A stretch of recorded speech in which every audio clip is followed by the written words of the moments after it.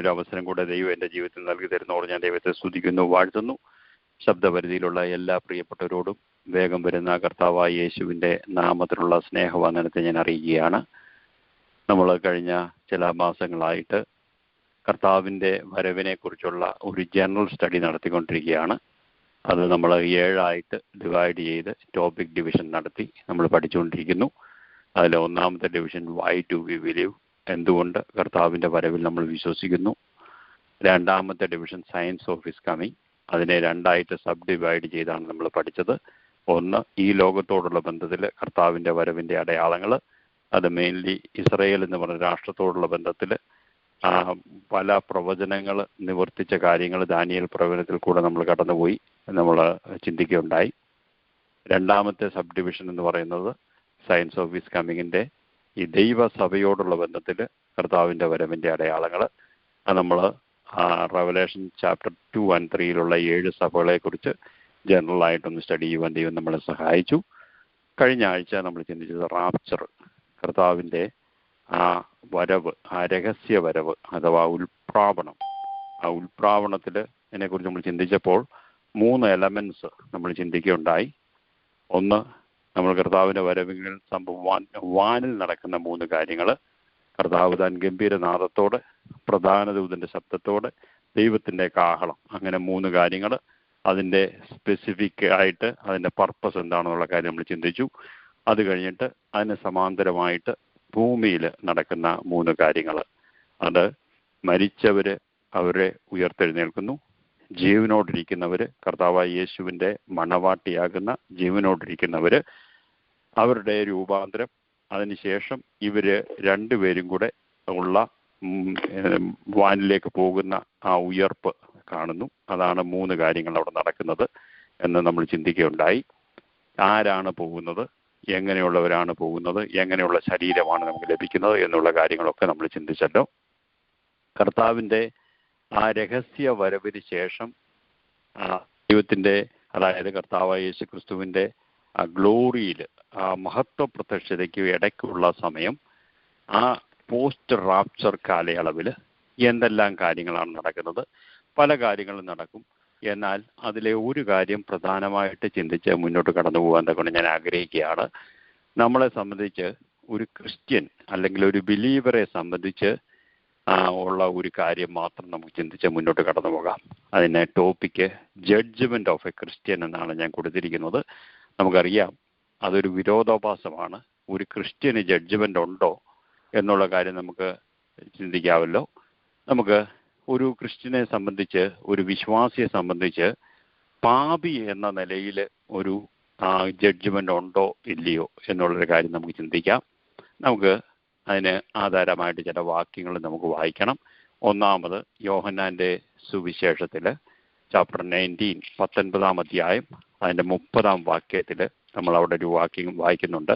Yohannan gospel of John chapter 19 verse 30. യേശു പുളിച്ച വീഞ്ഞ് കുടിച്ച ശേഷം നിവൃത്തിയായി എന്ന് പറഞ്ഞ് തല ചായ്ച്ച് ആത്മാവിനെ ഏൽപ്പിച്ചു കൊടുത്തു. ആമേൻ, ഹല്ലേലൂയ, സ്തോത്രം. നമ്മൾ കർത്താവായ യേശു ക്രിസ്തു ഈ ലോകത്തിലേക്ക് വന്ന് മനുഷ്യരൂപമെടുത്തിട്ട് ചില കാര്യങ്ങളൊക്കെ ഇവിടെ ചെയ്തു, നിവൃത്തിയായ ചില ശുശ്രൂഷകൾ. അതിനുശേഷം അവിടെ പറയുകയാണ്, യേശു പുളിച്ച വീഞ്ഞ് കുടിച്ച ശേഷം നിവൃത്തിയായി എന്ന് പറഞ്ഞ് തല ചായ്ച്ച് ആത്മാവിനെ ഏൽപ്പിച്ചു കൊടുത്തു. വീണ്ടും നമ്മൾ അതിന് അർത്ഥങ്ങൾ മനസ്സിലാക്കണമെങ്കിൽ ലേഖനങ്ങളിലേക്ക് വരുമ്പോൾ അതിൻ്റെ അർത്ഥങ്ങൾ നമുക്ക് മനസ്സിലാകും. റോമാലേഖനത്തിൽ നമുക്കറിയാം, അത് വളരെ ഒത്തിരി കാര്യങ്ങൾ പഠിക്കേണ്ട ഒരു കാര്യമായി റോമാലേഖനം എന്ന് പറയുന്നത് നമുക്കറിയാമല്ലോ.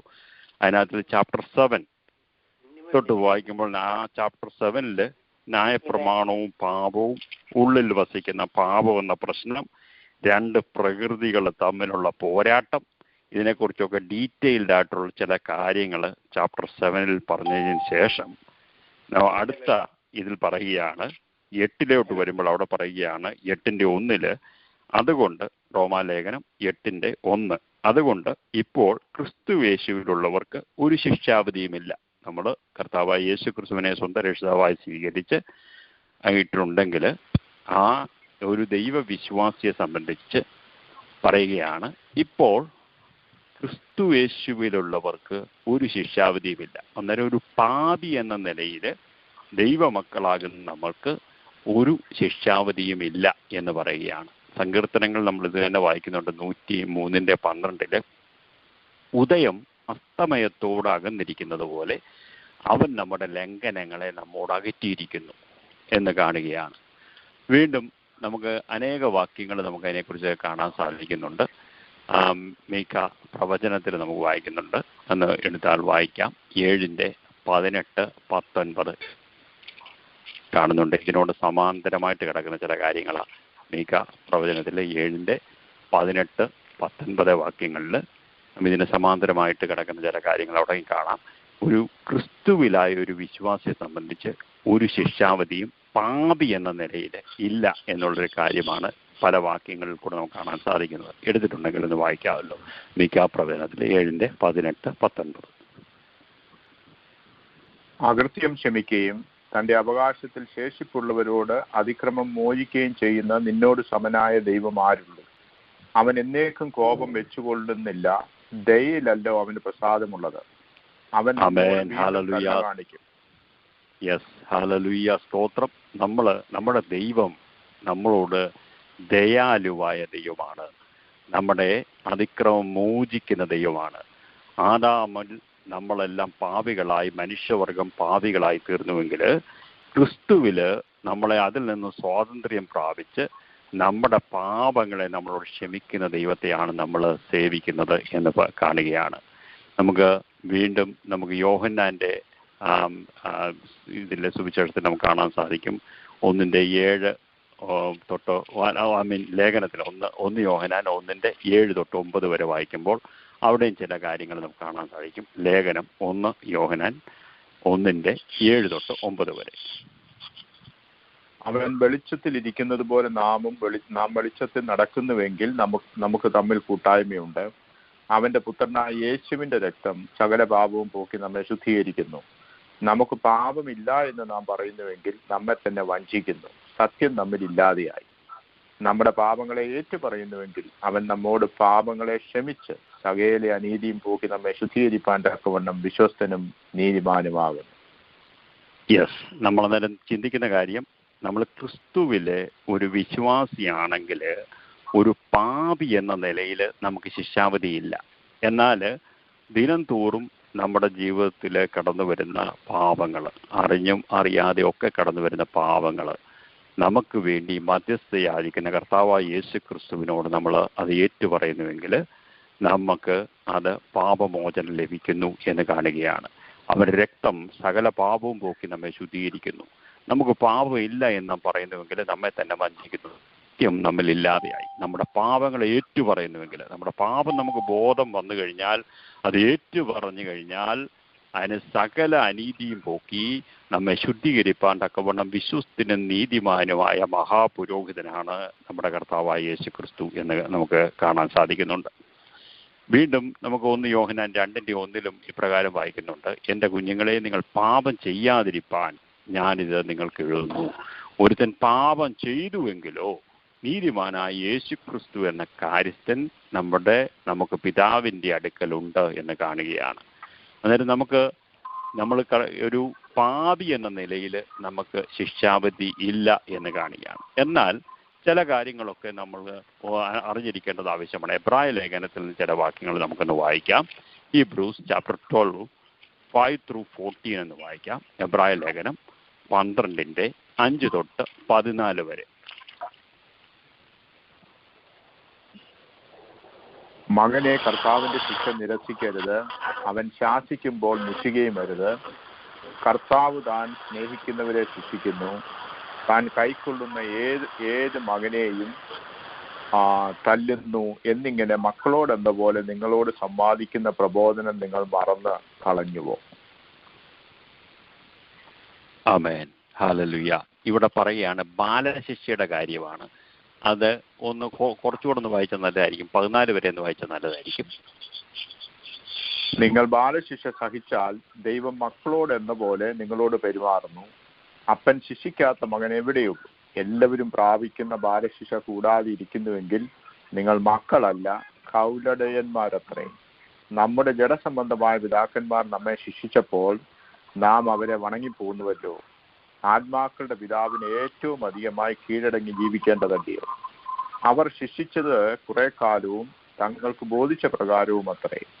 അവനോ നാം അവന്റെ വിശുദ്ധി പ്രാപിക്കേണ്ടതിന് നമ്മുടെ ഗുണത്തിനായി തന്നെ ശിക്ഷിക്കുന്നത്. ഏത് ശിക്ഷയും തൽക്കാലം സന്തോഷകരമല്ല, ദുഃഖകരമത്രേ എന്ന് തോന്നും. പിന്നത്തേതിലോ അതിനാൽ അഭ്യാസം വന്നവർക്ക് നീതി എന്ന സമാധാന ഫലം ലഭിക്കും. ആകയാൽ തളർന്ന കൈയും കുഴഞ്ഞ മുഴങ്കാലും നിവർത്തുകയും മുടന്തുള്ളത് ഉളുക്കിപ്പോകാതെ ഭേദമാകേണ്ടതിന് കാലിന് പാത നിരത്തുകയും.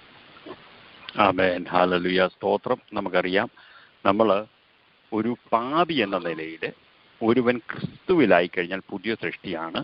നമുക്ക് പാപി എന്ന നിലയിൽ നമുക്കൊരു ശിക്ഷാവധിയില്ല. എന്നാൽ മക്കൾ എന്ന നിലയിൽ ഒരു പിതാവ് മക്കളെ ബാലശിക്ഷ കഴിക്കുന്ന പോലെ ചിലപ്പോഴൊക്കെ ബാലശിക്ഷ നമുക്ക് ലഭിക്കുന്നതായിട്ട് നമുക്ക് കാണാൻ സാധിക്കും.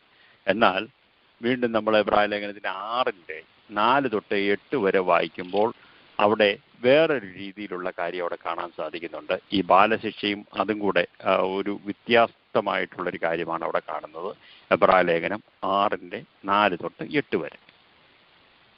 ഒരിക്കൽ പ്രകാശനം ലഭിച്ചിട്ട് സ്വർഗീയ ദാനം ആസ്വദിക്കുകയും പരിശുദ്ധാത്മാവിനെ പ്രാപിക്കുകയും ദൈവത്തിന്റെ നല്ല വചനവും വരുവാനുള്ള ലോകത്തിന്റെ ശക്തിയും ആസ്വദിക്കുകയും ചെയ്തവർ പിന്മാറിപ്പോയാൽ തങ്ങൾക്ക് തന്നെ ദൈവപുത്രനെ വീണ്ടും ക്രൂശിക്കുന്നവരും അവന് ലോകാപവാദം വരുത്തുന്നവരുമാകൊണ്ട് അവരെ പിന്നെയും മാനസാന്തരത്തിലേക്ക് പുതുക്കുവാൻ കഴിവുള്ളതല്ല. പലപ്പോഴും പെയ്ത മഴ. Glory Jesus. അന്നേരം ഇവിടെ കാണുന്ന നമ്മൾ ബാലശിക്ഷ കഴിക്കും. എന്നാൽ നമ്മൾ ഈ ഒരിക്കൽ പ്രകാശം ലഭിച്ചിട്ട് സ്വർഗീയദാനമൊക്കെ ആസ്വദിച്ചിട്ട് പരിശുദ്ധാത്മാവിനെ പ്രാപിച്ചു, ദൈവത്തിൻ്റെ നല്ല വചനവും വരുവാനുള്ള ലോകത്തിൻ്റെ ശക്തിയും ആസ്വദിക്കുകയും ചെയ്തവർ പിന്മാറിപ്പോയാൽ, നമുക്ക് പിന്മാറിപ്പോയി കഴിഞ്ഞാൽ തങ്ങൾക്ക് തന്നെ ദൈവപുത്രനെ വീണ്ടും ക്രൂശിക്കുന്നവരും അവന് ലോകാപവാദം വരുത്തുന്നവരും ആകുകൊണ്ട്. ഈ ബാലശിക്ഷയൊക്കെ കഴിക്കുന്ന ഉടനെ നമ്മൾ തിരിഞ്ഞു വരേണ്ട ഏരിയാസിൽ തിരിഞ്ഞു വന്നില്ല എങ്കിൽ ഉള്ള കാര്യമാണ് അവിടെ എഴുതിയിരിക്കുന്നത്. 10:26-31 വരെ വായിക്കുമ്പോഴും ഇതിന് ഇതുപോലെ തന്നെ സമാന്തരമായിട്ട് കിടക്കുന്ന ഒരു കാര്യം അവിടെയും കാണാൻ സാധിക്കുന്നുണ്ട്. സത്യത്തിൻ്റെ പരിജ്ഞാനം ലഭിച്ച ശേഷം നാം മനഃപൂർവ്വം പാപം ചെയ്താൽ പാപങ്ങൾക്ക് വേണ്ടി ഇനിയൊരു യാഗവും ശേഷിക്കുന്നില്ല എന്നുള്ളൊരു കാര്യം അവിടെ കാണുകയാണ്.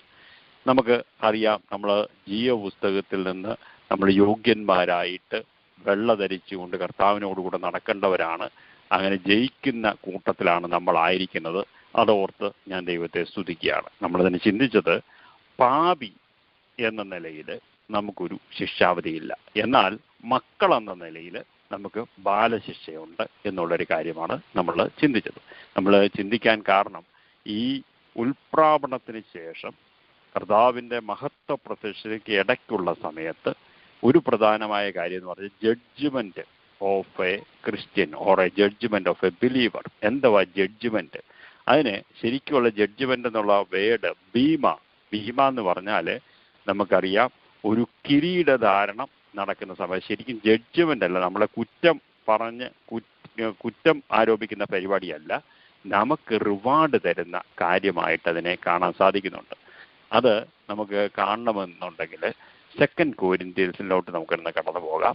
2 കൊരിന്ത്യർ 5-ാം അധ്യായത്തിൻ്റെ 7-10 വരെ വായിക്കുമ്പോൾ 2 കൊരിന്ത്യൻസ് ചാപ്റ്റർ 5 7-10 ഒന്ന് വായിക്കാം. അവിടെ അതിനെക്കുറിച്ച് റെഫറൻസ് ആയിട്ട് നമുക്കതൊന്ന് വായിക്കാമല്ലോ. കാഴ്ചയാലല്ല വിശ്വാസത്താൽ അത്രേ ഞങ്ങൾ നടക്കുന്നത്. ഇങ്ങനെ ഞങ്ങൾ ധൈര്യപ്പെട്ട് ശരീരം വിട്ട് കർത്താവിനോടുകൂടെ വസിപ്പാൻ അധികം ഇഷ്ടപ്പെടുന്നു. അതുകൊണ്ട് ശരീരത്തിൽ വസിച്ചാലും ശരീരം വിട്ടാലും ഞങ്ങൾ അവനെ പ്രസാദിപ്പിക്കുന്നവർ ആകുവാൻ അഭിമാനിക്കുന്നു. അവനവൻ 7 വായിക്കാമോ? ഇച്ചിലൂടെ മുകളിലോട്ട് ചേർത്ത്. 7 വായിച്ചത്. ഞങ്ങൾ നടക്കുന്നത് കാഴ്ചയാലല്ല വിശ്വാസത്താൽ അത്രേ നടക്കുന്നത്. അതിന്റെ മുകളിലോട്ട് വായിക്കണോ? ആകയാൽ അത് അവസാനം വരിക 10 അവനവൻ ശരീരത്തിലിരിക്കുമ്പോൾ ചെയ്തത് നല്ലതാകിലും തീയതാകിലും അതിന് തക്കവണ്ണം പ്രാപിക്കേണ്ടതിന് നാം എല്ലാവരും ക്രിസ്തുവിന്റെ ന്യായാസനത്തിന്റെ മുൻപാകെ വെളിപ്പെടേണ്ടതാകും. ആമേൻ. ഹല്ലേലൂയ, സ്തോത്രം. നമ്മൾ അന്നേരം ക്രിസ്തുവിന്റെ ന്യായാസനമുണ്ട്, വെള്ള സിംഹാസന ന്യായവിധിയുമുണ്ട്. അന്നേരം നമ്മൾ ഇവിടെ പറയുക, വിശ്വാസികളോട് പറയുകയാണ്, അവനവൻ ശരീരത്തിലിരിക്കുമ്പോൾ ചെയ്തത് നല്ലതാകലും തീയതാകലും അതിന് തക്കവണ്ണം പ്രാപിക്കേണ്ടതിന് നാം എല്ലാവരും ക്രിസ്തുവിന്റെ ന്യായാസനത്തിന്റെ മുമ്പാകെ വെളിപ്പെടേണ്ടതാകുന്നു. അതുകൊണ്ട് ശരീരത്തിൽ വസിച്ചാലും ശരീരം വിട്ടാലും ഞങ്ങൾ അവനെ പ്രസാദിപ്പിക്കുന്നവർ ആകുവാൻ അഭിമാനിക്കുന്നു. കാഴ്ചയാലല്ല, വിശ്വാസത്താൽ അത്രയും ഞങ്ങൾ നടക്കുന്നത് എന്ന് പറയുകയാണ്. അല്ലെ, ഇവിടെ നമുക്ക് വെളിപ്പാട് പുസ്തകത്തിൽ ഇങ്ങനെ തന്നെ ഒരു വാക്യം കാണുന്നുണ്ട്. ഇതാ ഞാൻ വേഗം വരുന്നു, ഓരോരുത്തരും അവനവന്റെ പ്രവൃത്തിക്ക് തക്കവണ്ണം കൊടുപ്പാൻ പ്രതിഫലം എൻ്റെ പക്കൽ ഉണ്ട് എന്നുള്ളൊരു കാര്യം നമ്മൾ കാണുകയാണ്. എഫേസ്യ ലേഖനത്തിൽ നമ്മൾ കാണുന്നുണ്ട് 6:8 ദാസനോ സ്വതന്ത്രനോ ഒരുത്തൻ ചെയ്യുന്ന നന്മയ്ക്ക് നിന്ന് പ്രതിഫലം പ്രാപിക്കും എന്ന് നിങ്ങൾ അറിയുന്നത്. നമ്മുടെ പ്രവൃത്തി നമ്മളെ പിന്തുടരും. നമ്മൾ രക്ഷിക്കപ്പെടുന്നത് നമ്മുടെ പ്രവൃത്തി കൊണ്ടല്ല, കർത്താവായ യേശു ക്രിസ്തുവിലുള്ള വിശ്വാസം കൊണ്ട് നമ്മൾ രക്ഷിക്കപ്പെടുന്നു. എന്നാൽ നമ്മൾ വിശ്വാസിയായതിനു ശേഷമുള്ള പ്രവൃത്തി നമ്മളെ പിന്തുടരുന്നു എന്നുള്ള കാര്യമാണ് നമ്മൾ കാണുന്നത്. മത്തായി സുവിശേഷത്തിൽ നമുക്ക് കാണാൻ സാധിക്കുന്നുണ്ട്. നമുക്ക് എന്നാൽ മനുഷ്യർ പറയുന്ന ഏത് നിസ്സാര വാക്കിനും ന്യായവിധി ദിവസത്തിൽ കണക്ക് ബോധിപ്പിക്കേണ്ടി വരും എന്ന് ഞാൻ നിങ്ങളോട് പറയുന്നു എന്ന് കാണുകയാണ്. അതിന് നമുക്ക് ഒരു പ്രതിഫലം വിവാഹിക്കുന്ന സമയമുണ്ട് എന്നുള്ള കാര്യം നമുക്കറിയാം. നമ്മൾ ഉപമകൾ പഠിച്ചപ്പോൾ നമുക്കറിയാം, മത്തായി സുവിശേഷത്തിൽ 24:45 തൊട്ട് 51 വരെയുള്ള വാക്യങ്ങൾ വായിച്ചപ്പോൾ, യജമാൻ തൻ്റെ വീട്ടുകാർക്ക് തത്സമയത്ത് ഭക്ഷണം കൊടുക്കേണ്ടതിന് അവരുടെ മേലാക്കി വെച്ച വിശ്വസ്തനും ബുദ്ധിമാനുമായ ദാസനാര്. അന്നേരം വിശ്വസ്തന്മാർക്ക് ദൈവം പ്രതിഫലം കൊടുക്കുന്ന ഒരു സമയമുണ്ട് എന്നുള്ളൊരു കാര്യം നമുക്ക് ചിന്തിപ്പാൻ തക്കവണ്ണമിടയായി. അത് തന്നെയുമല്ല, നമ്മൾ ഈ ലോകത്തിലായിരിക്കുമ്പോൾ നമുക്ക് ഓരോ റെസ്പോൺസിബിലിറ്റീസ് ഉണ്ട്. നമ്മളെ നടത്തുന്നവരെ സബ്മിഷൻ ആൻഡ് അതോറിറ്റി എന്ന ഒരു ബുക്ക് ഞാൻ ചില വർഷങ്ങൾക്ക് മുമ്പ് വായിക്കുകയുണ്ടായി. ഈ വാച്ച്മാൻ നീയുടെ ഒരു ബുക്കാണ്. അതിനകത്തിൽ നമ്മൾ ആർക്കൊക്കെ ബഹുമാനം കൊടുക്കണോ അവർക്കൊക്കെ ബഹുമാനം കൊടുത്തിരിക്കണം. ആർക്കൊക്കെ നമ്മൾ സബ്മിസീവ് ആയിരിക്കണോ അവർക്കൊക്കെ നമ്മൾ സബ്മിറ്റ് ചെയ്തിരിക്കണം എന്നുള്ളൊരു കാര്യമാണ്. അന്നേരം നമുക്ക് വചനത്തിൽ നമുക്ക് കാണാൻ സാധിക്കും 13:17 എബ്രായ ലേഖനത്തിൽ, നിങ്ങളെ നടത്തുന്നവരെ അനുസരിച്ച് കീഴടങ്ങിയിരിപ്പിൻ. നമുക്ക് ദൈവം വെസ്റ്റഡായിട്ട് ചില അതോറിറ്റീസ് ഓരോരുത്തരെ ഏൽപ്പിച്ചിട്ടുണ്ട്. അവർക്ക് നമ്മൾ കീഴടങ്ങിയിരിക്കണം.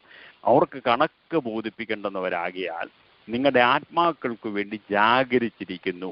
ഇത് അവർ ഞരങ്ങിക്കൊണ്ടല്ല, സന്തോഷത്തോടെ ചെയ്യുവാൻ ഇടവരുത്തുവിൻ, അല്ല ഞാൻ നിങ്ങൾക്ക് നന്നല്ല. നമ്മുടെ ഓരോ രംഗങ്ങളിലും, നമ്മളിപ്പോൾ ജോലി ചെയ്യുന്ന സ്ഥലങ്ങളാണെങ്കിൽ അങ്ങനെ ആയാലും അവർ ക്രിസ്തുവിന് എന്ന പോലെ നമ്മൾ ജോലി ചെയ്യണമെന്നാണ് പറഞ്ഞിരിക്കുന്നത്. എന്ന് നമ്മൾ എവിടെയായിരുന്നാലും, ഇന്നലെയും നമ്മൾ കേട്ടതാണല്ലോ, നമ്മൾ മാർക്കറ്റ് പ്ലേസിലാണെന്നോ എവിടെയായിരുന്നാലും നമ്മൾ ഒരു വിശ്വാസി എന്ന നിലയിൽ നമ്മൾ പ്രവർത്തിക്കണം എന്നുള്ള കാര്യമാണ് നമുക്ക് കാണുവാൻ സാധിക്കുന്നത്.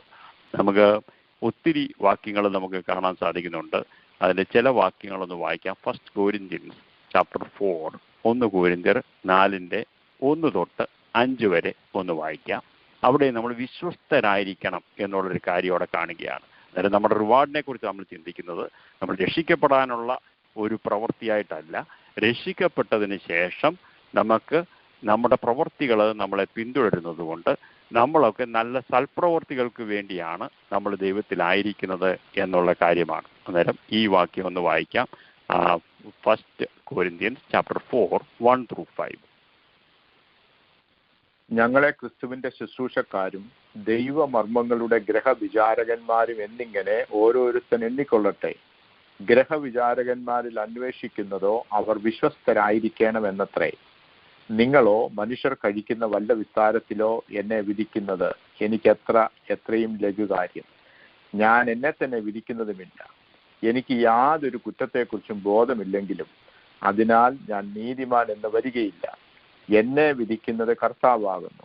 ആകയാൽ കർത്താവ് വരുവോളം സമയത്തിനു മുൻപേ ഒന്നും വിധിക്കരുത്. അവൻ ഇരുട്ടിൽ മറഞ്ഞിരിക്കുന്നത് വെളിച്ചത്താക്കി ഹൃദയങ്ങളുടെ ആലോചനകളെ വെളിപ്പെടുത്തും. അന്ന് ഓരോരുത്തന് ദൈവത്തിങ്കൽ നിന്ന് പുകഴ്ച ഉണ്ടാകും. നമുക്കറിയാം, നമ്മൾ ഇവിടെയും പറയുന്നത് നമ്മുടെ ഹൃദയങ്ങളുടെ ആലോചനകളെ വരെ വെളിപ്പെടുത്തും എന്നുള്ള കാര്യമാണ്. അന്ന് ഓരോരുത്തന് ദൈവത്തിങ്കിൽ നിന്ന് പുകഴ്ച ഉണ്ടാകുന്നതായിട്ട് നമ്മളിവിടെ കാണുകയാണ്. നമുക്ക് കൊലോസ്യ ലേഖനത്തിൽ ഇതുപോലെ തന്നെ വാക്യമുണ്ട്, നിങ്ങൾ ചെയ്യുന്നതൊക്കെ മനുഷ്യർക്കെന്നല്ല കർത്താവിനെന്ന പോലെ മനസ്സോടെ ചെയ്യുവിൻ. 3:23 തൊട്ട് 25 വരെയുള്ള വാക്യങ്ങളിൽ അത് കാണുന്നത്. അവകാശമെന്ന പ്രതിഫലം കർത്താവ് തരും. നമ്മളെ എന്ത് ഏൽപ്പിച്ചിരിക്കുന്നുവോ അത് മനുഷ്യർക്കെന്നല്ല, കർത്താവിനെന്ന പോലെ മനസ്സോടെ ചെയ്യുവിൻ. ഹാഫ് ഹാർട്ടഡ് ആയിട്ട് ഒരു കാര്യം ചെയ്യരുത് എന്നുള്ള കാര്യമാണ്. അവകാശമെന്ന പ്രതിഫലം കർത്താവ് തരുമെന്നറിഞ്ഞ് കർത്താവായ ക്രിസ്തുവിനെ സേവിപ്പിൻ. അന്യായം ചെയ്യുന്നവൻ താൻ ചെയ്ത അന്യായത്തിന് ഒത്തത് പ്രാപിക്കും, മുഖപക്ഷം ഇല്ല എന്നുള്ള കാര്യമാണ് ഇവിടെ കാണുന്നത്. വീണ്ടും നമുക്ക് ഈ പ്രവൃത്തികളെന്ന് കാണുമ്പോൾ 2 തരത്തിലുള്ള പ്രവൃത്തികളെ നമുക്ക് കാണാൻ സാധിക്കും. അത് ഒന്ന് ക്ലിയർ ആയിട്ട് നമുക്ക് കാണണമെന്നുണ്ടെങ്കിൽ 1 കൊരിന്ത്യരിലോട്ട് നമുക്ക് കടന്നു പോകാം. 1 കൊരിന്ത്യര് 3-ാം അധ്യായത്തിൽ 1 തൊട്ട് 15 വരെ വായിക്കുമ്പോൾ ഞാനൊന്നും എക്സ്പ്ലെയിൻ ചെയ്യാതെ തന്നെ അത് നമുക്ക് ക്ലിയർ ആകും. 2 തരത്തിലുള്ള പണി നമുക്ക് ചെയ്യാൻ പറ്റും. ഈ ലോകത്തിലായിരിക്കുമ്പോൾ 2 തരത്തിലുള്ള പണിയാണ്. ഒന്നുകിൽ മനുഷ്യർ കാണുന്നത് പോലെ നമുക്ക് പണിയാൻ പറ്റും. നമുക്ക് മറ്റുള്ളവരെ കാണിക്കാൻ വേണ്ടി എന്തെങ്കിലുമൊക്കെ പുണ്യപ്രവൃത്തി ചെയ്ത് നമ്മുടെ പേരും ഫോട്ടോയും ഒക്കെ പബ്ലിക്ക് വരത്തക്ക നിലയിൽ നമുക്ക് ചെയ്യാൻ കഴിയും. അതല്ല, ഇത് കർത്താവിനെന്ന പോലെ, ദൈവമേ ഇത് ആരറിഞ്ഞില്ലേലും കുഴപ്പമില്ല, എൻ്റെ കർത്താവിന് വേണ്ടിയാണ് ഞാൻ ചെയ്യുന്നത് എന്നുള്ള രീതിയിലും ചെയ്യാൻ പറ്റും. ഇത് ഈ 2 പ്രവൃത്തികൾ തമ്മിൽ ഒന്ന് അതിൻ്റെ ഡിഫറൻസസ് അവിടെ ഒന്ന് കാണാൻ സാധിക്കും. 1 കൊരിന്ത്യര് 3-ാം അധ്യായം 1 തൊട്ട് 15 വരെ വായിക്കുമ്പോൾ വളരെ ക്ലിയർ ആയിട്ട് അവിടെ എഴുതിയിട്ടുണ്ട്. ഒന്ന് വായിക്കാമല്ലോ. എന്നാൽ സഹോദരന്മാരെ, നിങ്ങളോട് എനിക്ക് ആത്മീകന്മാരോട് എന്ന പോലെയല്ല, ജഡീകന്മാരോട് എന്ന പോലെ, ക്രിസ്തുവിൽ ശിശുക്കളായവരോട് എന്ന പോലെ അത്രേ സംസാരിപ്പാൻ കഴിഞ്ഞുള്ളൂ. ഭക്ഷണമല്ല പാലത്രേ ഞാൻ നിങ്ങൾക്ക് തന്നത്. ഭക്ഷിപ്പാൻ നിങ്ങൾക്ക് കഴിവില്ലായിരുന്നു, ഇപ്പോഴും കഴിവായിട്ടില്ല. ഇന്നും നിങ്ങൾ ജഡീകന്മാരല്ലോ. നിങ്ങളുടെ ഇടയിൽ ഈർഷ്യയും പിണക്കവും ഇരിക്കെ നിങ്ങൾ ജഡീകന്മാരും ശേഷം മനുഷ്യരെ പോലെ നടക്കുന്നവരുമല്ലയോ? ഒരുത്തൻ ഞാൻ പൗലോസിന്റെ പക്ഷക്കാരനെന്നും മറ്റൊരുത്തൻ ഞാൻ അപ്പല്ലോസിന്റെ പക്ഷക്കാരനെന്നും പറയുമ്പോൾ നിങ്ങൾ സാധാരണ മനുഷ്യരല്ലയോ? അപ്പല്ലോസ് ആർ, പൗലോസ് ആർ, തങ്ങൾക്ക് കർത്താവ് നൽകിയതുപോലെ നിങ്ങൾ വിശ്വസിപ്പാൻ കാരണമായി തീർന്ന ശുശ്രൂഷക്കാരത്രേ. ഞാൻ നട്ടു, അപ്പല്ലോസ് നനച്ചു, ദൈവമത്രേ വളരുമാറാക്കിയത്. ആകയാൽ വളരുമാറാക്കുന്ന ദൈവമല്ലാതെ നടുന്നവനും നനയ്ക്കുന്നവനും ഏതുമില്ല. നടുന്നവനും നനയ്ക്കുന്നവനും ഒരുപോലെ, ഓരോരുത്തന് താന്താന്റെ അധ്വാനത്തിന് ഒത്തവണ്ണം കൂലി കിട്ടും. ഞങ്ങൾ ദൈവത്തിന്റെ കൂട്ടുവേലക്കാർ, നിങ്ങൾ ദൈവത്തിന്റെ കൃഷി, ദൈവത്തിന്റെ ഗ്രഹ നിർമ്മാണം. എനിക്ക് ലഭിച്ച ദൈവകൃപയ്ക്കൊത്തവണ്ണം ഞാൻ ജ്ഞാനമുള്ളൊരു പ്രധാന ശില്പിയായി അടിസ്ഥാനമിട്ടിരിക്കുന്നു. മറ്റൊരുത്തൻ മീതെ പണിയുന്നു. താൻ എങ്ങനെ പണിയുന്നു എന്ന് ഓരോരുത്തരും നോക്കിക്കൊള്ളട്ടെ. യേശുക്രിസ്തു എന്ന ഇട്ടിരിക്കുന്ന അടിസ്ഥാനമല്ലാതെ മറ്റൊന്നിടുവാൻ ആർക്കും കഴിയുകയില്ല. ആ അടിസ്ഥാനത്തിന്മേൽ ആരെങ്കിലും പൊന്ന്, വെള്ളി, വിലയേറിയ കല്ല്, മരം, പുല്ല്, വൈക്കോൽ എന്നിവ പണിയുന്നുവെങ്കിൽ അവനവന്റെ പ്രവൃത്തി വെളിപ്പെട്ടു വരും. ആ ദിവസം അതിനെ തെളിവാക്കും. അത് തീയോടെ വെളിപ്പെട്ടു വരും. ഓരോരുത്തന്റെ പ്രവൃത്തി ഇന്ന വിധമെന്ന് തീ തന്നെ ശോധന ചെയ്യും. ഒരുത്തൻ പണിത പ്രവൃത്തി നിലനിൽക്കുമെങ്കിൽ അവന് പ്രതിഫലം കിട്ടും. ഒരുത്തന്റെ പ്രവൃത്തി വെന്തുപോയെങ്കിൽ അവന് ഛേദം വരും, താനോ രക്ഷിക്കപ്പെടും, എന്നാൽ തീയിൽ കൂടി എന്ന പോലെ അത്രേ. ആമേൻ, ഹല്ലേലൂയ, സ്തോത്രം. ഞാൻ ഒരു ഉദാഹരണമായിട്ട് ഒരു പക്ഷേ ഞാൻ ഈ പ്രകടനം തന്നെ പറഞ്ഞിട്ടുണ്ടോ എന്ന് എനിക്കറിയത്തില്ല.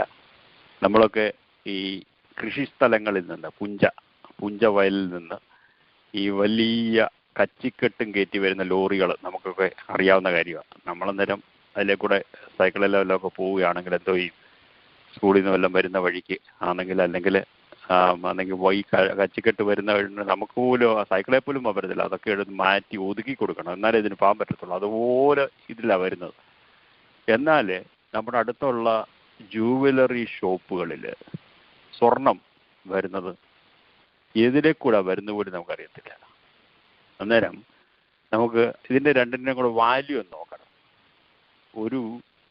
അല്ലെങ്കിൽ ഒരു പവൻ അല്ലെങ്കിൽ 8 ഗ്രാമിന് ഉള്ള അല്ലെങ്കിൽ അതിനുള്ള വിലയും അല്ലെങ്കിൽ ഒന്ന് കമ്പാരിസൺ സ്റ്റഡി നടത്തുമ്പോൾ വലിയ കച്ചിക്കെട്ടിനാണോ വില അതോ വിലയേറിയ കാര്യങ്ങൾക്കാണോ വില എന്നുള്ള കാര്യം നമ്മൾ നോക്കണം. ഇവിടെ നമ്മൾ കാണുകയാണ് ഗോൾഡ്, സിൽവർ, പ്രഷ്യസ് സ്റ്റോൺസ്, അതും വുഡും ഹേയും സ്റ്റബിളും കൂടെ അത് ഒരുമിച്ച് നോക്കുക. ഇത് രണ്ടും കൂടെ രണ്ട് രീതി നമുക്ക് പണിയാം. അതിൽ ഏതുകൊണ്ടാണ് പണി എന്നുള്ളത് ചിന്തിച്ചോണം. മറ്റുള്ളവർ കാണത്തക്ക നിലയിലാണോ നമ്മുടെ പണി, അതോ കർത്താവായ യേശു ക്രിസ്തുവിലെ വിശ്വാസത്താൽ ആ ഗോൾഡ്, ആ ഫെയ്ത്ത് ഇൻ ഗോഡ്, അല്ല സിൽവർ എന്ന് പറഞ്ഞ് നമ്മുടെ കർത്താവായ യേശു ക്രിസ്തുവിൻ്റെ സാക്രിഫൈസിനെ കുറിക്കുന്നു. അത് കർത്താവ് എൻ്റെ പുണ്യപ്രവർത്തികളല്ല, നീ എനിക്ക് വേണ്ടി യാഗമായി തീർന്നത് കൊണ്ട് എനിക്ക് ഈ രക്ഷ നേടുവാനിടയായി എന്നുള്ള വിശ്വാസത്തിലാണോ, പ്രഷ്യസ് സ്റ്റോൺസ് അപ്പോസ്റ്റൽസ് ടീച്ചിങ് ആയിട്ട് നമുക്കതിനെ കാണാൻ സാധിക്കും. അതിലാണോ നമ്മുടെ പണി? യേശുക്രിസ്തു എന്ന ഫൗണ്ടേഷനിലാണോ നമ്മളുടെ പണി എന്നുള്ളൊരു കാര്യം നമ്മൾ നോക്കിക്കോണം. നമ്മൾ അതിൽ നിന്ന് ഒഴുകിപ്പോകാതെ നമ്മുടെ പണി നടത്തുമ്പോഴാണ് ദൈവം നമ്മൾ പ്രസാദിക്കുന്നത് എന്നുള്ളൊരു കാര്യം നമ്മളിവിടെ കാണുകയാണ്. നമുക്കറിയാം ഈ ഫെയ്ത്ത്, ഹോപ്പ്, ലവ് അതിന് വിപരീതമായിട്ട് ഉള്ള കാര്യമാണ് ജഡത്തിൻ്റെ ചിന്തകൾ. ഫ്ലഷ് ആയിട്ട് നമ്മൾ പേഴ്സണൽ അംബീഷൻ, നമ്മുടെ മിനിസ്ട്രിയിലും എന്തെങ്കിലുമൊക്കെ പേഴ്സണൽ അംബീഷന് വേണ്ടി കർത്താവിൻ്റെ വേല ചെയ്യുകയാണെങ്കിൽ, അല്ലെങ്കിൽ കോമ്പറ്റീറ്റീവായിട്ട് നമ്മൾ ചെയ്യുകയാണെങ്കിൽ, എൻവിയസ് ആയിട്ട് നമ്മൾ ചെയ്യുകയാണെങ്കിൽ അതൊന്നും നിലനിൽക്കത്തില്ലെന്നുള്ള കാര്യമാണ് ഇവിടെ പറയുന്നത്. നമ്മൾ പറയുകയാണ്, നമ്മൾ ചെയ്യുമ്പോൾ കർത്താവിന് വേണ്ടി ചെയ്യുമ്പോൾ ഒരു ഡിവിഷൻ ഇല്ലാതെ യൂണിറ്റിയിൽ നമ്മളിത് ചെയ്യണം എന്നുള്ള കാര്യമാണ്. ഈ വുഡും ഹേയും സ്റ്റബിളും ഒക്കെ ഡിവിഷൻസ് ഉണ്ടാക്കുമ്പോൾ നമുക്ക് ഈ കർത്താവിൻ്റെ വിശ്വാസത്തിൽ ഫെയ്ത്ത്, ഹോപ്പ് ആൻഡ് ലവിലാണെങ്കിൽ ഈ എൻവി, ഈ സ്പിരിറ്റ് നമ്മുടെ ഇല്ലെങ്കിൽ ഈ ഡിവിഷൻസ് ഇല്ല എന്നുള്ളൊരു കാര്യം ഉണ്ടാകത്തില്ല എന്നുള്ളൊരു കാര്യമാണ് നമ്മളെ ഇവിടെ ഓർമ്മിപ്പിക്കുന്നത് എന്ന കാര്യം നമ്മൾ ഓർക്കുക. നമ്മൾ കോമ്പറ്റീറ്റീവായിട്ട് കമ്പീറ്റ് ചെയ്തുകൊണ്ട് ചെയ്യുകയാണെങ്കിൽ, അല്ലെങ്കിൽ നമ്മളിലേക്ക് ചില ഗ്രൂപ്പുകളെ അട്രാക്റ്റ് ചെയ്യുവാൻ തക്കവണ്ണം, യേശുക്രിസ്തുവിലേക്കല്ല നമ്മളിലേക്ക്, നമ്മുടെ വാക്ക് സാമർഥ്യം നമ്മളിലേക്ക് drawing people's attention to myself ആണെങ്കിൽ ദൈവം അതിൽ പ്രസാദിക്കുന്നില്ല. ഞാൻ ഇപ്പോൾ പറയുന്നത് കൊണ്ട് കർത്താവായ യേശുക്രിസ്തുവിൻ്റെ നാമം ഉയരുന്നില്ലെങ്കിൽ ഞാൻ ഈ ചെയ്യുന്നതുകൊണ്ട് പ്രയോജനമില്ല. അന്നേരം ഇവിടെ കാണുന്ന കാര്യം എന്ന് പറഞ്ഞാൽ ഫൗണ്ടേഷൻ യേശുക്രിസ്തുവാണ്. യേശുക്രിസ്തുവിനെ പ്രസംഗിക്കാതെ, അല്ലെങ്കിൽ ഈ അംബീഷൻ, പേഴ്സണൽ അംബീഷൻ കൊണ്ട് കാര്യങ്ങളൊക്കെ ചെയ്യുകയാണെങ്കിൽ ഒരു പക്ഷേ കച്ചിക്കെട്ടായിട്ട് ലോകം കാണും. എന്നാൽ വിലയേറിയ ആ കാര്യങ്ങളൊന്നും അതിലുണ്ടാകത്തില്ല എന്നുള്ളൊരു കാര്യമാണ് ഇവിടെ നമ്മൾ കാണുന്നത്.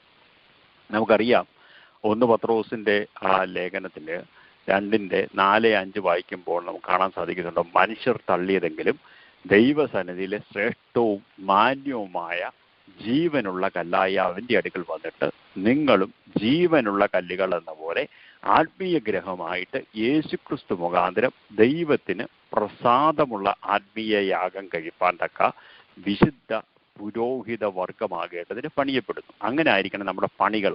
നമ്മുടെ പണികൾ ഒരിക്കലും ഫ്ലഷിൽ നിന്ന് അല്ലെങ്കിൽ പേഴ്സണൽ അംബീഷനിൽ നിന്ന് കോമ്പറ്റീറ്റീവായിട്ട് ചെയ്യുവാൻ ഒരിക്കലും ഇടയാകരുത് എന്നുള്ളൊരു കാര്യമാണ്. അങ്ങനെയുള്ളതിനാണ് റിവാർഡ്.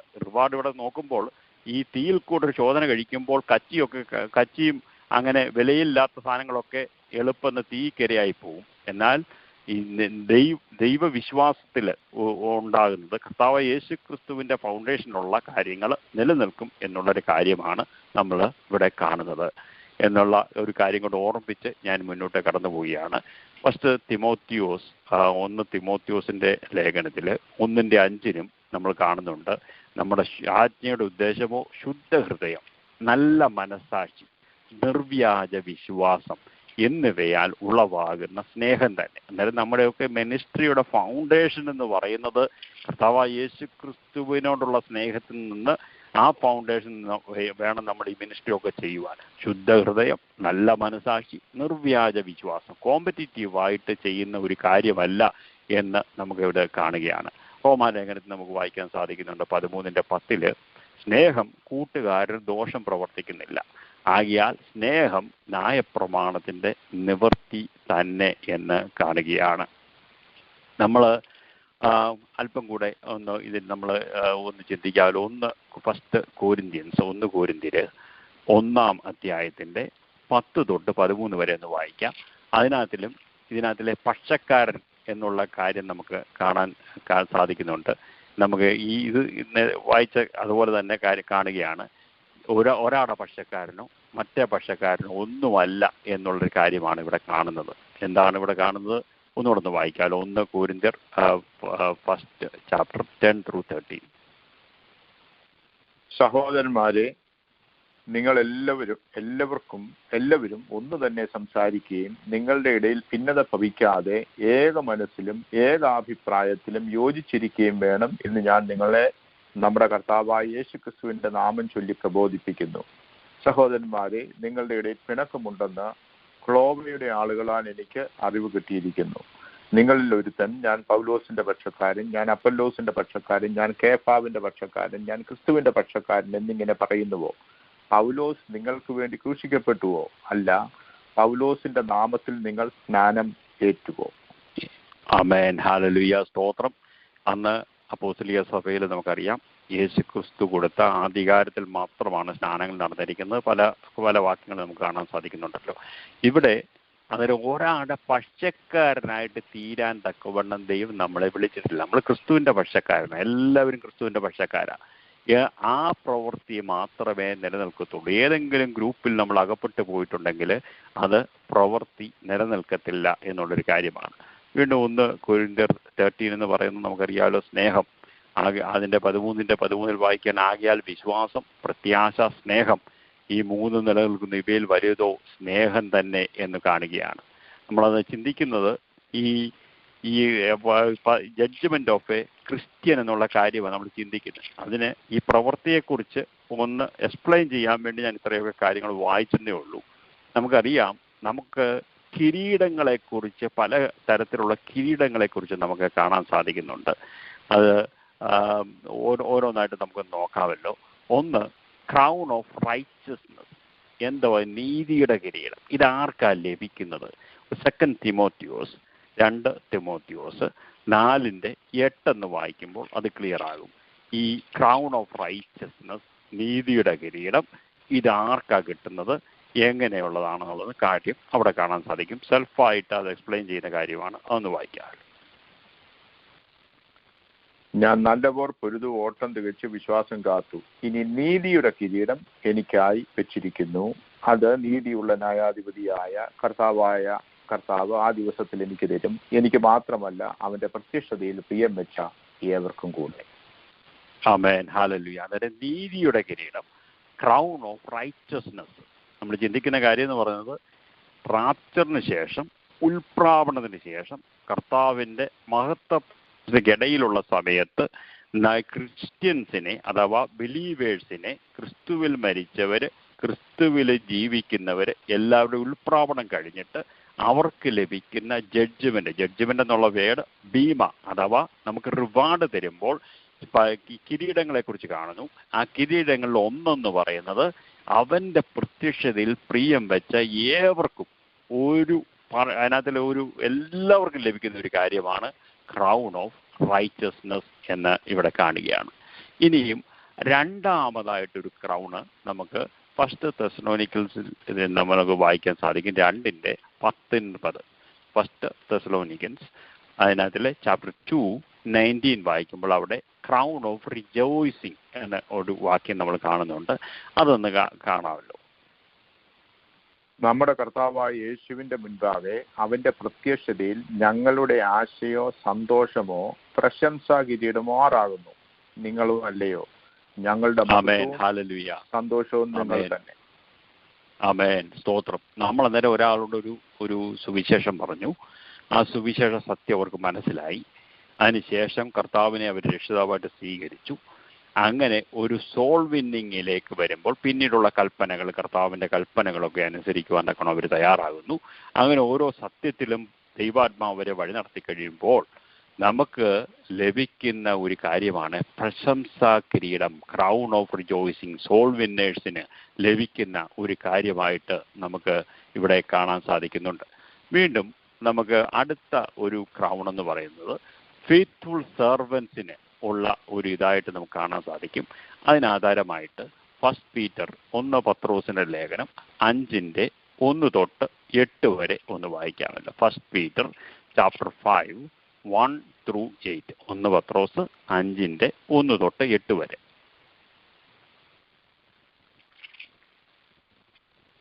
നിങ്ങളിലുള്ള മൂപ്പന്മാരെ ഒരു കൂട്ടുമൂപ്പനും ക്രിസ്തുവിന്റെ കഷ്ടാനുഭവത്തിന് സാക്ഷിയും വെളിപ്പെടാനുള്ള തേജസ്സിന് കൂട്ടാളിയുമായി ഞാൻ പ്രബോധിപ്പിക്കുന്നത്, നിങ്ങളുടെ വിചാരണയിലുള്ള ദൈവത്തിന്റെ ആട്ടിൻകൂട്ടത്തെ മേയിച്ചുകൊള്ളുവീൻ.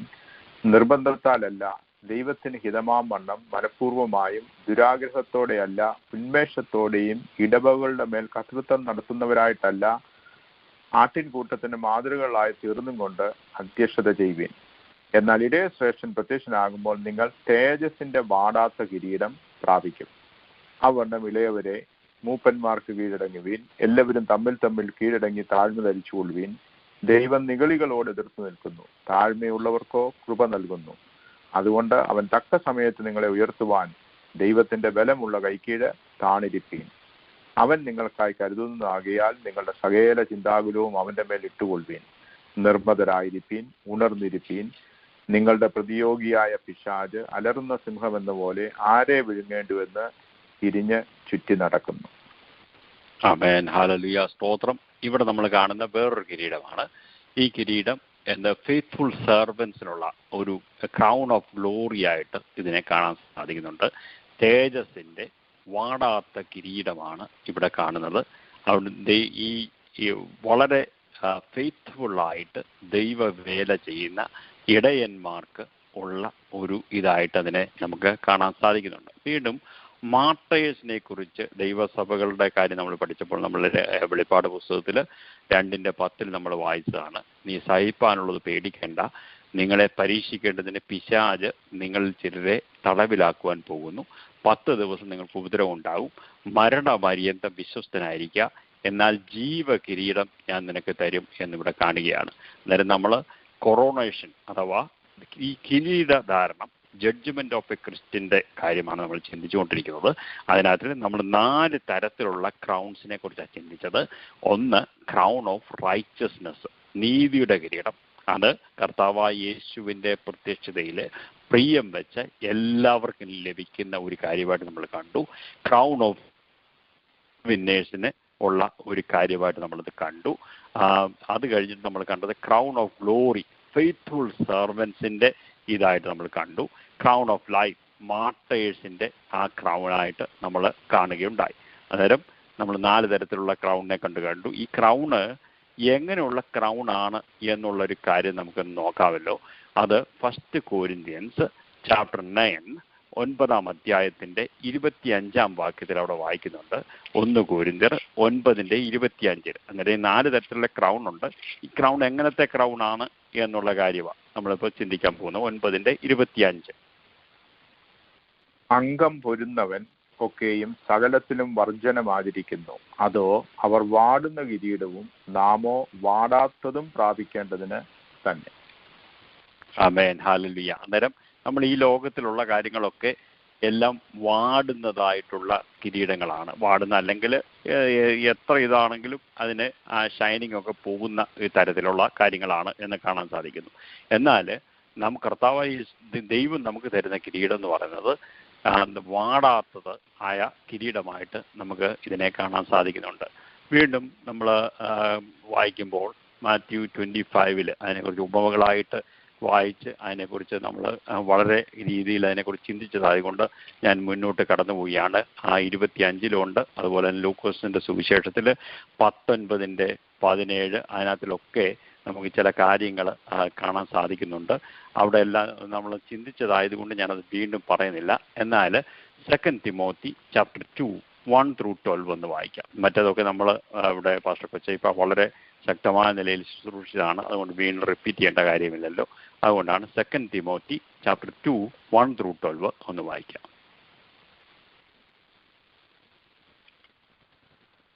എന്റെ മകനെ, ക്രിസ്തുവേശുവിലുള്ള കൃപയാൽ ശക്തിപ്പെടുക. നീ പല സാക്ഷികളുടെ മുൻപാകെ എന്നോട് കേട്ടതെല്ലാം മറ്റുള്ളവരെ ഉപദേശിപ്പാൻ സമർത്ഥരായ വിശ്വസ്ത മനുഷ്യരെ ഫലമേൽപ്പിക്കാം. ക്രിസ്തുവേശുവിന്റെ നല്ല പടനായി നീയും എന്നോടുകൂടെ കഷ്ടം സഹിക്കാം. പട ചേർത്തവനെ പ്രസാദിപ്പിക്കേണ്ടതിന് യാതൊരു പടയാളിയും ജീവനകാര്യങ്ങളിൽ ഇടപെടാതിരിക്കുന്നു. ഒരുത്തൻ മല്ല് കെട്ടിയാലും ചട്ടപ്രകാരം പോരായെങ്കിൽ കിരീടം പ്രാപിക്കുകയില്ല. അധ്വാനിക്കുന്ന കൃഷിക്കാരനാകുന്നു ആദ്യം ഫലം അനുഭവിക്കേണ്ടത്. ഞാൻ പറയുന്നത് ചിന്തിച്ചു കൊള്ളുക. കർത്താവ് സകലത്തിലും നിനക്ക് ബുദ്ധി നൽകുമല്ലോ. ദാവീദിന്റെ സന്തതിയായി ജനിച്ച് മരിച്ചിട്ട് ഉയർത്തെഴുന്നേറ്റിരിക്കുന്ന യേശുക്രിസ്തുവിനെ ഓർത്തുകൊള്ളുക. അതാകുന്നു എൻ്റെ സുവിശേഷം. അതറിയിക്കുന്നതിൽ ഞാൻ ദുഷ്പ്രവൃത്തിക്കാരൻ എന്ന പോലെ ചങ്ങല ധരിച്ച് കഷ്ടം സഹിക്കുന്നു. ദൈവ വചനത്തിനോ ബന്ധനം ഇല്ല. അതുകൊണ്ട് ക്രിസ്തുവേശുവിലുള്ള രക്ഷ നിത്യ തേജസ്സോടുകൂടെ വൃതന്മാർക്ക് കിട്ടേണ്ടതിന് ഞാൻ അവർക്കായി സകലവും സഹിക്കുന്നു. നാം അവനോടുകൂടെ മരിച്ചുവെങ്കിൽ കൂടെ ജീവിക്കും, സഹിക്കുന്നുവെങ്കിൽ കൂടെ വാഴും. നാം തള്ളിപ്പറയുമെങ്കിൽ അവൻ നമ്മെയും തള്ളിപ്പറയും. സ്തോത്രം, സ്തോത്രം, ഹല്ലേലൂയ, സ്തോത്രം. എന്നിട്ട് ഇവിടെ വീണ്ടും പറയുകയാണ്, ഇതിനകത്തില് പൗലോസ് പറയുകയാണ്, തിമോത്തിയോസിനോട് പറയുക, നീ ചെയ്യുന്നത് കാര്യങ്ങൾ ഉപദേശിപ്പാൻ സമർത്ഥരായ വിശ്വസ്ത മനുഷ്യരെ, വിശ്വസ്തന്മാരെയാണ് ദൈവം ശുശ്രൂഷകൾ ഏൽപ്പിക്കുന്നത് എന്നുള്ള കാര്യം ഇവിടെ കാണുകയാണ്. ക്രിസ്തുയേശുവിന്റെ നല്ല ഭടനായിട്ട് ഈ ആർമി വേർഡ്സ് ഒക്കെ ഇവിടെ ഉപയോഗിക്കുന്നത് കഷ്ടം സഹിക്കുക, പട ചേർത്തവനെ പ്രസാദിപ്പിക്കേണ്ടതിന്. നമ്മളെയൊക്കെ ഇതിനകത്തിലേക്ക് ചേർത്തത് കർത്താവായ യേശു ക്രിസ്തുവാണ്. ആ പട ചേർത്തവനെ പ്രസാദിപ്പിക്കേണ്ടതിന് യാതൊരു പടയാളിയും ജീവന കാര്യങ്ങളിൽ ഇടപെടാതിരിക്കുന്നു. ഒരുത്തൻ മല്ല് കെട്ടിയാലും ചട്ടപ്രകാരം, നമുക്ക് മല്ല് കെട്ടാൻ പറ്റും, ചട്ടപ്രകാരവും ചെയ്തില്ലെങ്കിൽ കിരീടം പ്രാപിക്കത്തില്ല എന്നുള്ള കാര്യമാണ്. നമ്മൾ 2 പണികളെ കുറിച്ച് ചിന്തിച്ചല്ലോ. അത് ചെയ്യുന്ന പണികൾ മറ്റുള്ളവർ കാണത്തക്ക നിലയിലല്ല, കർത്താവായ യേശു ക്രിസ്തുവിലുള്ള ആ സ്നേഹത്തിൽ നിന്ന് ഉത്ഭവിക്കുന്ന രീതിയിൽ നമ്മൾ ചെയ്യുമ്പോൾ അത് നിലനിൽക്കും എന്നുള്ളൊരു കാര്യമാണ് അവിടെ കാണുന്നത്. അത് നമുക്കറിയാം. സുവിശേഷത്തിന്റെ കാര്യം ഇവിടെ പറയുന്നുണ്ട് എന്ന് പറഞ്ഞിട്ട് ഈ വിശ്വസ്തരായിട്ട് നമ്മൾ ദൈവവേല ചെയ്യണം, എങ്കിൽ മാത്രമേ കിരീടം പ്രാപിക്കത്തുള്ളൂ എന്നുള്ള കാര്യമാണ് അവിടെ കാണുന്നത്.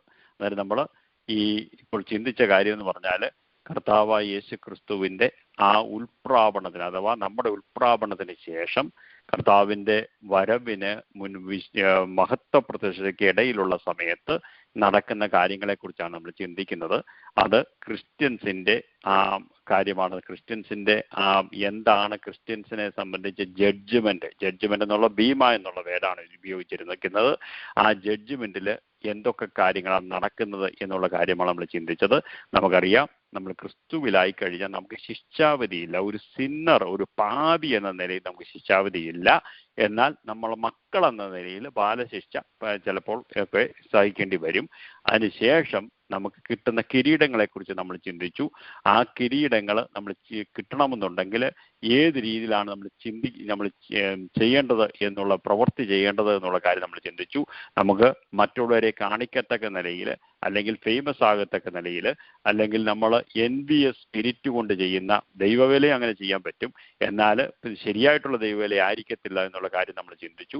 അങ്ങനെ ആകുമ്പോൾ നമുക്ക് കിട്ടുന്ന ആ കിരീടങ്ങളെക്കുറിച്ച് നമ്മൾ ചിന്തിച്ചു.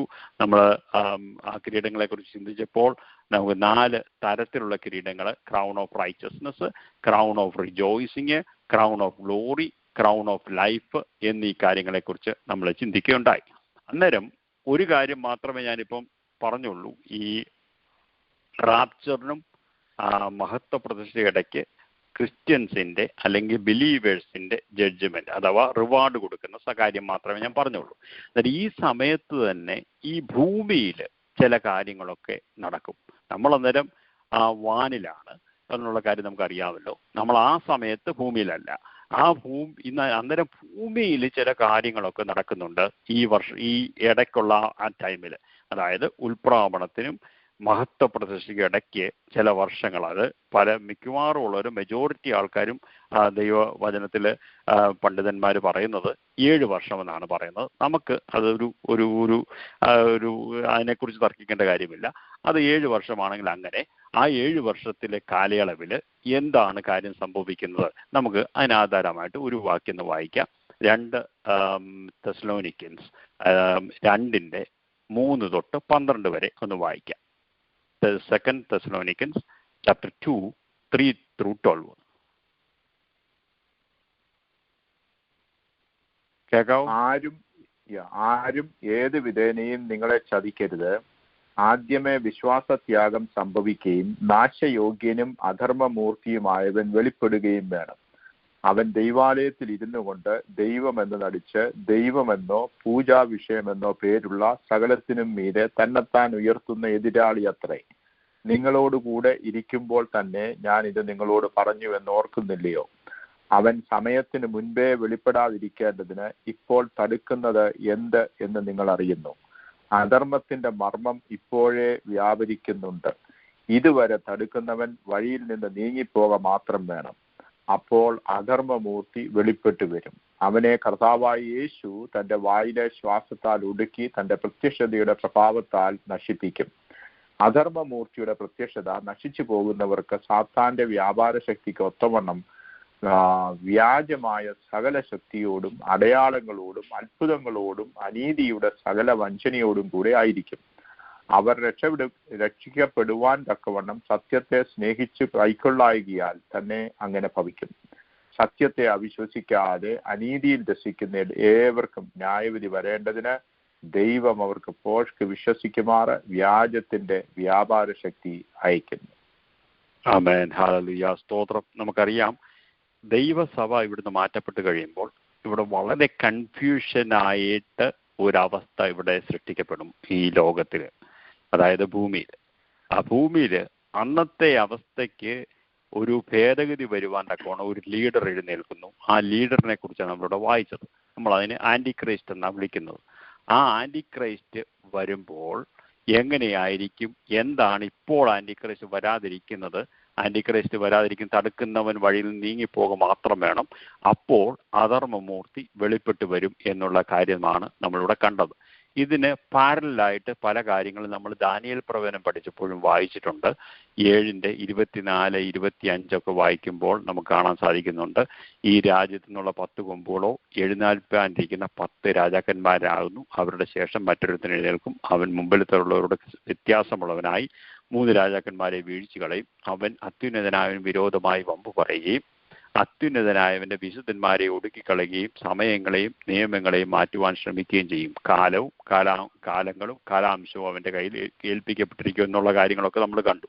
വീണ്ടും അതിന് പാരലായിട്ട് ദാനിയേൽ പ്രവചനം 8:23, 25 വരെ വായിച്ചപ്പോഴും നമുക്കറിയാം, സൗഹൃദയത്തിൽ വമ്പ് ഭാവിച്ച് നിശ്ചിന്തയോടിരിക്കുന്ന പലരെയും നശിപ്പിക്കുന്ന ഒരാൾ എഴുന്നേൽക്കുന്നതായിട്ട് നമ്മളിവിടെ കാണുകയാണ്. റെവലേഷൻ 13 നോക്കുമ്പോഴും നമുക്ക് കാണാൻ സാധിക്കുന്നുണ്ട്. അവിടെ ഈ ആന്റി ക്രൈസ്റ്റിനെ കുറിച്ചുള്ള പല കാര്യങ്ങളും അവിടെയും നമ്മൾ കാണുന്നുണ്ട്. എന്നാൽ ഈ സമയത്ത് എഴുന്നേൽക്കുവാനിരിക്കുന്ന ലീഡറാണ്. അതായത് ഈ ബ്രാക്കറ്റ് ടൈം ഓർക്കണം.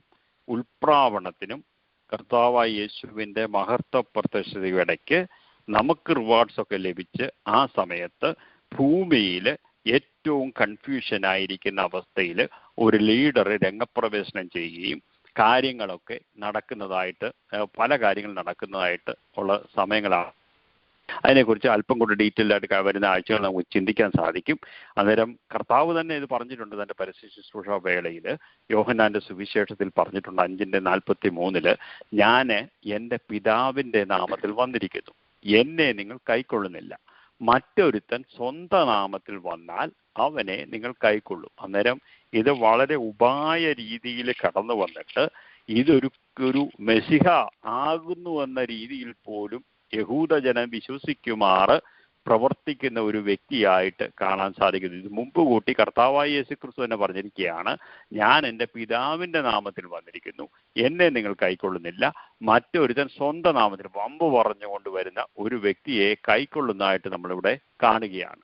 നമുക്ക് മാത്യു ചാപ്റ്റർ 24 വായിക്കുമ്പോൾ നമുക്ക് കാണാൻ സാധിക്കും, ഇതുവരെ ഇല്ലാത്ത കഷ്ടകാലം വരുന്നതായിട്ട് മാത്യു 24 മൊത്തം വായിക്കുമ്പോൾ നമുക്ക് കാണാൻ സാധിക്കുന്നുണ്ട്.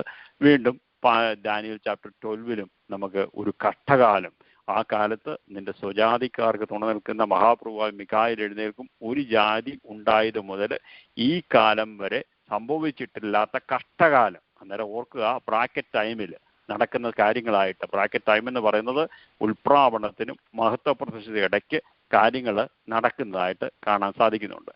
എനിക്ക് തോന്നുന്നത് ഇതൊരു നല്ല സ്റ്റോപ്പിംഗ് പോയിന്റ് ആയിരിക്കും ഞാൻ വിശ്വസിക്കുകയാണ്.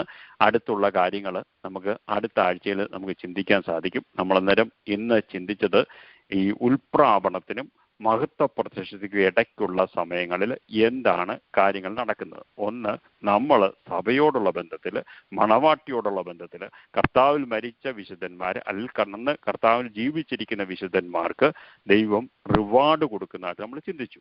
ആ റിവാർഡ് എങ്ങനെയുള്ള റിവാർഡുകളാണ്, എങ്ങനെയുള്ള പ്രവൃത്തികളാണ് നമ്മൾ ചെയ്യേണ്ടത് എന്നുള്ള കാര്യങ്ങളൊക്കെ നമ്മൾ ചിന്തിക്കുകയുണ്ടായി. എന്നാൽ ഈ ഭൂമിയിൽ വളരെ കൺഫ്യൂഷനായിട്ടിരിക്കുന്ന സിറ്റുവേഷനാണ് എന്ന് കാണാൻ സാധിക്കുന്നുണ്ട്. ഈ കൺഫ്യൂഷനായിട്ട് വളരെ ടെറിബിളായിട്ടിരിക്കാൻ കാരണം എന്താണ് എന്നുള്ളൊരു കാര്യം കൂടെ പറഞ്ഞ് നിർത്തുകയാണ്. ഇത് 4 പ്രധാനമായ കാരണങ്ങളാണ് ഈ ഭൂമിയിൽ ഇത്രയും കൺഫ്യൂഷൻ ഉണ്ടാകാൻ കാര്യം. ഒന്ന്, നമ്മൾ നേരത്തെ വായിച്ചതുപോലെ ഡിപ്പാർച്ചർ ഓഫ് ഹോളി സ്പിരിറ്റ്, പരിശുദ്ധാത്മാവിൻ്റെ ആ പ്രത്യേകമായ ആ ശുശ്രൂഷ, അല്ലെങ്കിൽ ആ പ്രത്യേകമായ അത് കഴിഞ്ഞിട്ട് ഈ പരിശുദ്ധാത്മാവിൻ്റെ ആ ഒരു കാര്യം കഴിഞ്ഞത് കൊണ്ടാണ് ഇവിടെ ഇത്രയും ടെറിബിളായിട്ടുള്ള കണ്ടീഷൻ നടക്കുന്നത്. 2, ദൈവസഭ ഇവിടുന്ന് മാറ്റപ്പെട്ടു.